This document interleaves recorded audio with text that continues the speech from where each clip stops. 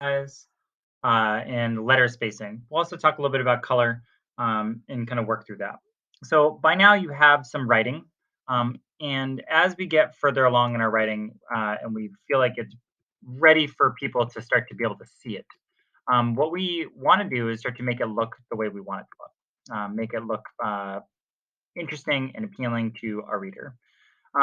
The first thing that we want to make sure that we're all aware of is that when you want to um, change like the font for something, you can hold down the shift button, which is on the left or the right side. I use the one on the left, and then I can use the down arrow. And as I do that, as I just hold down the down arrow, I want to go all the way to the bottom. Okay. As I've done that, now I've got it highlighted. I can do a number of things with this. First thing over here is that in Google Docs, I have over here this name, Josephine Sands, and that's a font, meaning that's what the letters are going to look like. And I could change that. I could do this one here. It looks a little smaller, but that's okay. I'm going to work on my size in a minute. This one's Georgia. I want it to be something that's readable. I also don't want something that is all in uppercase letters. So permanent marker is probably not my best idea. Um, in this case, I want to try to get it to be something that's um, something that has upper and lowercase letters. For me, I really like this one, Josephine Han, the Sans. So it's here. Now, I'm not going to click on anything else at this point because I still have everything highlighted. The next thing right next to my font is I can come over here to font size. In this case, really common for us in elementary school is that as we are adjusting our font or font size for the body of our text, which is all of the writing that we have here, I either want it to be 11 or 12. In this case, if you want to go up to 14, we'll allow it at this point. But really, 11 or 12 is pretty common, right?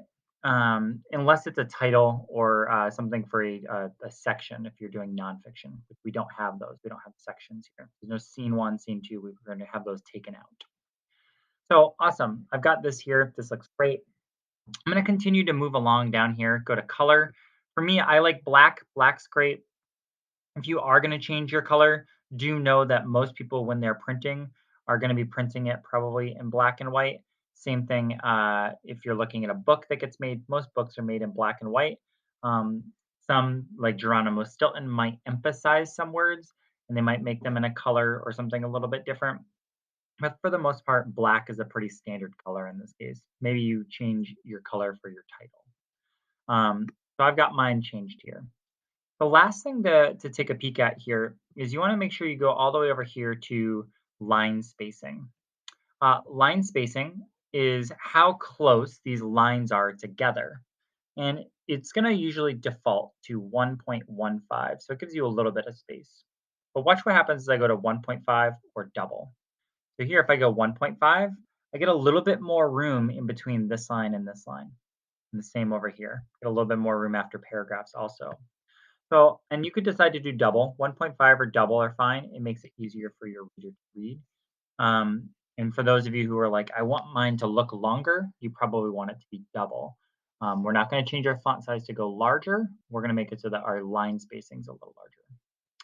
The last thing for you that you're going to want to make sure to keep in mind here is that I took my title here and I centered it. And then here, when I have this here, I had this center align.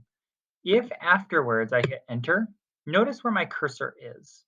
It's in the middle. So if I start talking and I did, hey, Elliot, it's going to do all of my other things. So I got to come back here. I don't want it in bold and I don't want it underlined. Hey, Elliot, how are you? If I had something like this here, I am good. Notice these are all in the middle. I don't want them in the middle.